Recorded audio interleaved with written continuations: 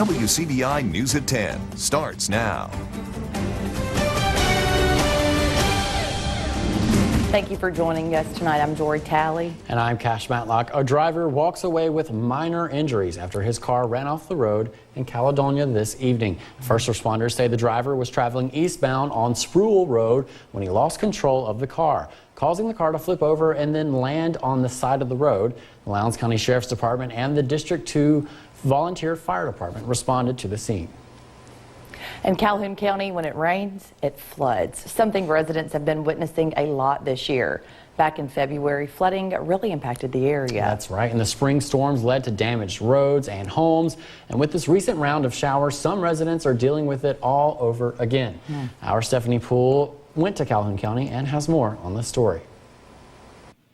The sun is finally shining Sunday afternoon in Calhoun County after heavy downpours. Within the last 7 days, parts of the county saw 4 to 8 inches of rain, which comes right after the recent spring downpours that damaged roads, homes, and businesses. Oh, I get very nervous. I'm panicking. WCBI meteorologists say the county received the most rain on Thursday night, which impacted Janice Harrod. Harrod lives on County Road 205 and says when there's a heavy downpour, the area floods, impacting everyday life. We can't get out that way or that way.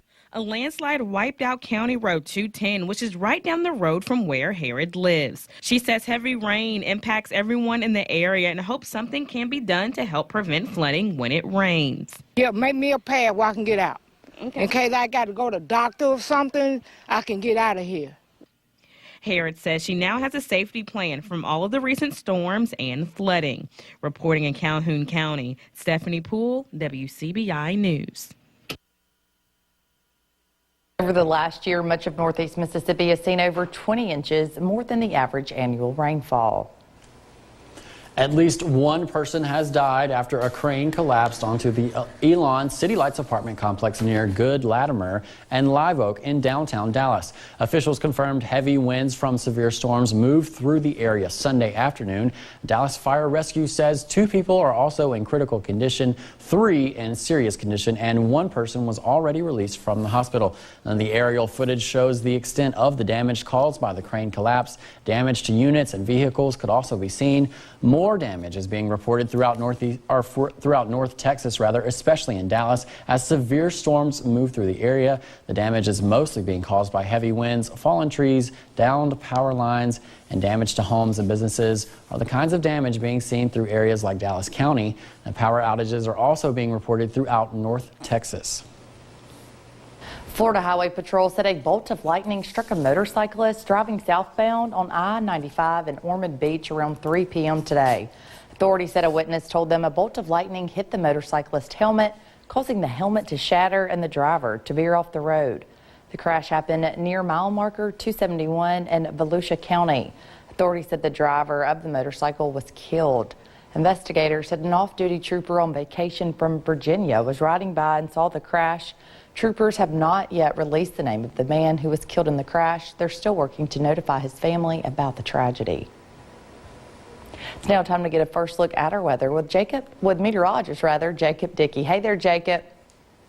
Hey, Jory, much quieter in our region here tonight. Temperature in Vernon at Durham's Pharmacy is at 75. Tropical air mass still in place with those dew point values in the low 70s. The tropical low still spinning here into the southeast. A lot of storms still in Florida. Another batch of storms pushing through South Texas.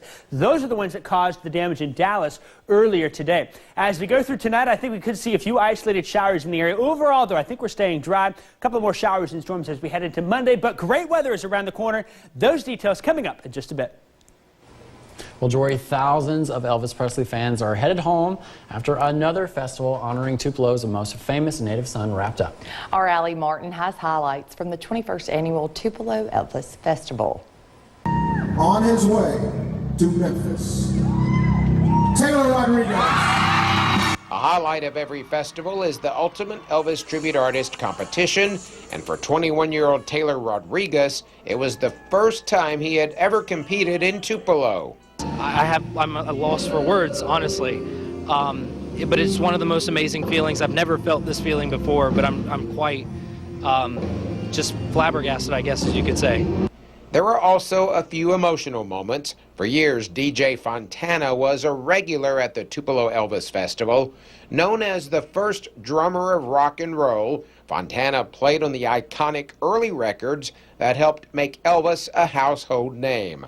Fontana passed away last year, and Tupelo honored Fontana's widow Karen and his son David, who is also a drummer. I want to present you a key to the city of Tupelo in his memory. David says his father enjoyed coming to Tupelo, meeting Elvis fans, and playing with the Elvis tribute artists. I don't know if it was because it was, Elvis's original hometown, but he always liked the people here. He always felt comfortable here. They'd come get him, and if he needed something, he had it.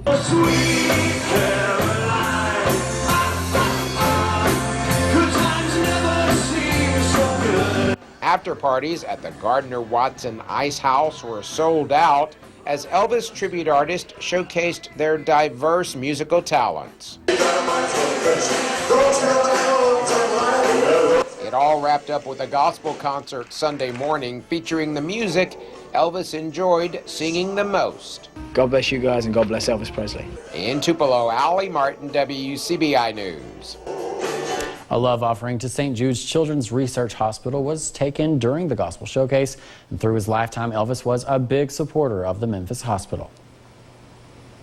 Well, pets also came out to this weekend's Elvis Festival. Yesterday, Elvis fans packed into the Bancorp South Arena for the 5th annual Elvis Pet Parade. It was a unique event to celebrate Tupelo, Elvis, and get pets and people together to raise money for the Tupelo Humane Society. Each contestant sported the owner's favorite Elvis theme. Really anything that celebrates Elvis. First of all, the pet has to be safe and under control. That's number one. Then creative, celebrating Tupelo or Elvis or really anything that's a theme. Outside the arena, fans got a chance to meet with 2 of the 6 Casa dancing ponies. The specially trained horses performed dances and shows across the area and were a special treat for those attending the Elvis Pet Parade. And speaking of animals, on Saturday, South Bend, Indiana police said patrol officers Morgan and Kronwitter were able to rescue an injured and sick baby raccoon from the busy West Angela Boulevard. Police said they were sending the raccoon to a wildlife rehabilitator. The South Bend police tweeted, quote, "Second Detail Patrol officers Morgan and Kronwitter came to the rescue of a sick and injured baby raccoon from the busy Angela roadway. Officer Casas is going to meet them and get it to a rehab," end quote. Coming up after the break, we have this week's Mom to Mom. Stay with us. You're watching WCBI News at 10 p.m. with Jory Talley and Cash Matlock. Welcome back, everyone. Simple summer dishes. That's what we're talking about on this week's Mom to Mom. Today on Mom to Mom, we've got a simple summer side dish for you. Joining me today is Chef Kate. I'm so ready for summer. Yes, you just have no idea. So today you've got this beautiful, look at all these colors. Yes, the best veggies. ingredients of the season. We've got fresh corn, cherry tomatoes, bell pepper, so it's just like summer in a bowl. Okay, all right, well let's dig right into it. Let's make it. All right. Bring a cup and a half of water to boil and add a half cup of couscous. Reduce the heat to low and simmer for about 15 to 20 minutes until all the water is absorbed. Set it aside. Dice up the bell pepper into bite-sized pieces, remove the corn from the cob, and thinly slice the garlic. Add all 3 to a skillet over medium heat with a drizzle of olive oil. Cook for about 6 minutes to soften, stirring occasionally. In a bowl, you're going to want to combine the couscous, lime zest, a little bit of olive oil, lime juice. While the veggies are cooking, go ahead and halve the cherry tomatoes and set them aside.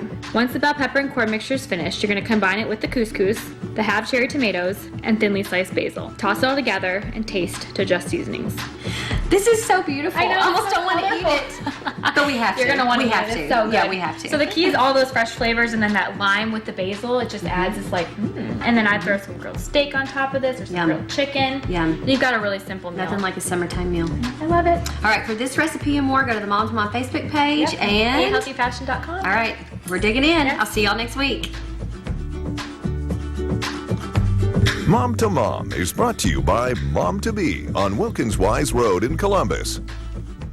Well, we've got some dry weather coming on in after all of the tropical downpours we've seen the past few days. That will bring lots of sunshine, but there are some more storms back in the forecast next weekend. I'll tell you all about it coming up after the break. Your WCBI First Alert AccuWeather forecast with meteorologist Jacob Dickey.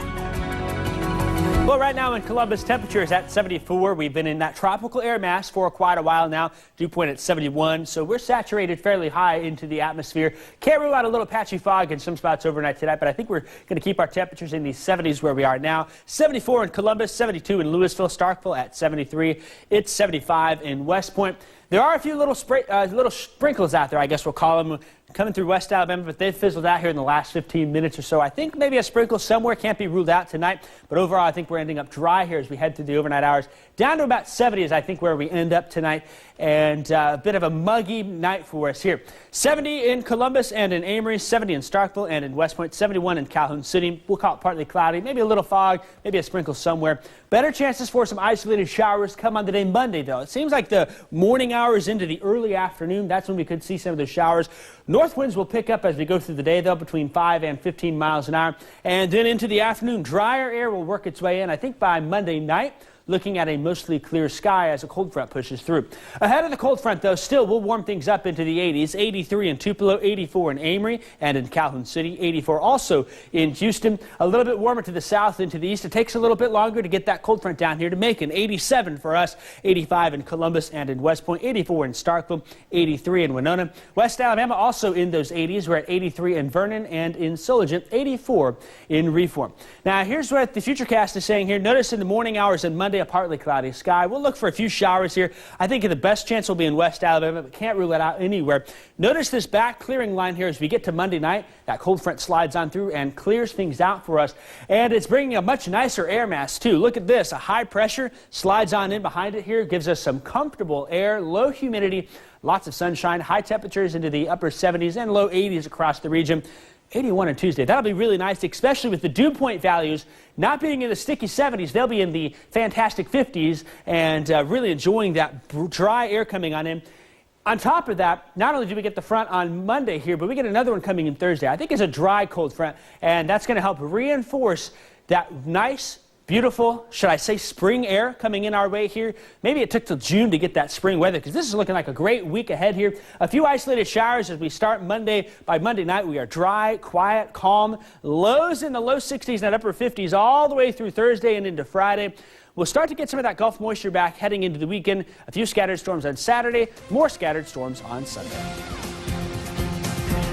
WCBI sports coverage of the NCAA Baseball Super Regionals is brought to you in part by Monroe County Farm Bureau, Granite Guys, OCH Regional Medical Center, Advanced Medicine Compassionate Care, Visit Columbus, the city that has it all, and Bank First, a better way to bank.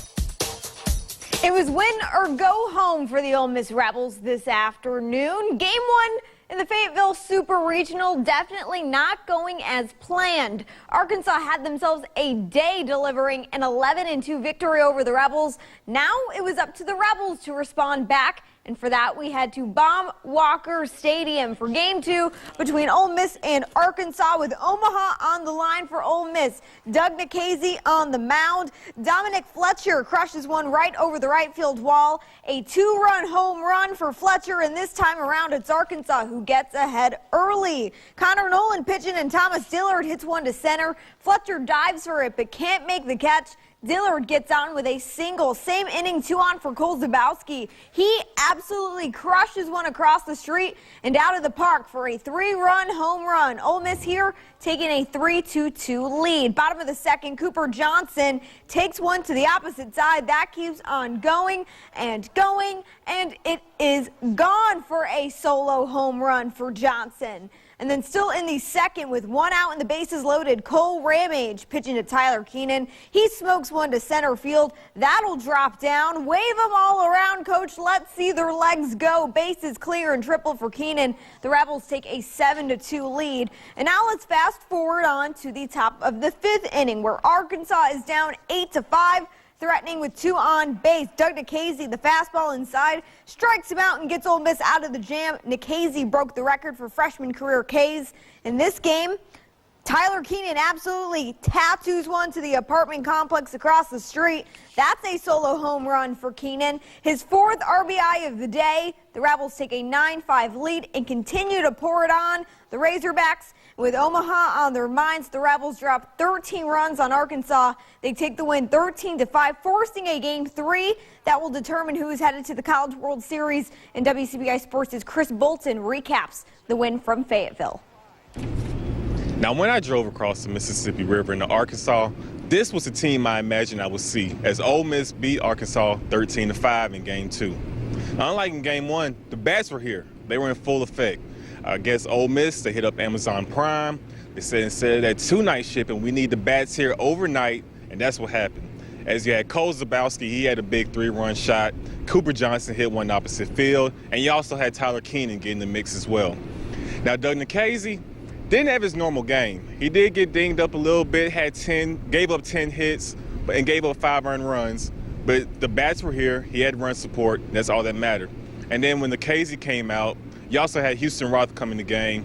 He pitched 4 scoreless innings. And it's just amazing to see the work that this Ole Miss team does when their backs are against the wall and they need to perform. They don't look nervous. They look. If you were in the dugout, they look like a team that's won 4 in a row or 5 in a row. In the most pressure-packed parts of the game, they do play loose and they do play with a lot of confidence. I think it comes from the challenges that we face throughout the season, and it just kind of puts us in that, when we get in that situation, we're able to handle it because we've been through it, and we have experience there. We don't know what tomorrow is going to bring, and we have to make sure that we do our jobs today, and we can't look past today.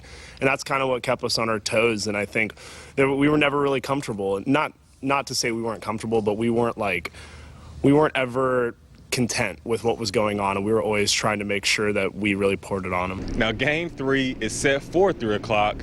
We'll see if Ole Miss can win yet another elimination game. It's crazy what this team does when their backs are against the wall, as they're 5-0 in their last 5 elimination games. Gunnar Hoglund, another freshman for the Rebs, will be on the mound. You already had one freshman get a win in Doug Nikhazy. We'll see if Hoglund can finish it up for the Rebs. But for now, reporting in Fayetteville, Arkansas, Chris Bolton, WCBI Sports. Well, thank you, Chris. And speaking of baseball, State and Arkansas battling it out on the diamond in Game 2. As we speak, we check in on the game coming up after the break. Stay with us. Better. It's hard to imagine a Dudy Noble field that has gone completely silent while Mississippi State leads by 5 runs in a super regional. Well, that was the scene at the top of the 7th inning Saturday evening. Junior pitcher Jack Egan went down in the dugout, suffering with the University States as a non-athletic medical event. It quickly became a very emotional scene. Players kneeling on the field, competitors comforting each other, and teammates huddling around. The good news is Mississippi State baseball reporting today that Egan has been released from the hospital. His jersey currently hanging in the state dugout. But in that 7th inning, it became difficult to resume ball play, and head coach Chris Lamonis described the moment after the game. It was tough. I mean, it was tough. It was a tough probably 5-10 minutes for our team, and just a group of guys that's just that care a lot about each other. So when you see one go down like that, it was tough on everybody. At that point, it's not Mississippi State versus Stanford. It's everybody, pulling together, saying prayers for the health of another ball player. And so he seemed to be really concerned about it. So I just want to make sure that he knew that, we were saying prayers too and hoping for the best. Well, in the current game against Stanford, head coach Chris Lamonis commenting on the television broadcast that Egan is currently back at home watching the broadcast from home as well, and will hopefully be back with Mississippi State as soon as possible. But checking in on that current score for Game 2 of the Starkville Super between Stanford and State, here's the current score. And it's completely wrong. Mississippi State actually leading by 5 and Stanford trailing by 1. Mississippi State doing an excellent job. Peyton Plumlee just coming off of the mound after getting 6 Ks and about 6.5 innings pitching. And if Mississippi State wins, they advance to Omaha. We'll have that full recap for you on WCBI Sunrise and on WCBI.com. That's it for sports. The last look at your weather is after the break. Stay with us. Just a few isolated showers by Monday, just really wrapping up by mid-afternoon or so. Then from there on out, the rest of the week looking great. We'll bring back a little bit of tropical moisture back into the weekend, a few scattered storms Saturday, more scattered storms on Sunday. But I tell you what, low 80s at daytime, low 60s, upper 50s at nighttime. You can't get any better than that. You really can't. I wish we could have that all the time. I am going to be by the pool all week. There you go, exactly. Yeah. We all have a great week. We'll see you back here tomorrow night.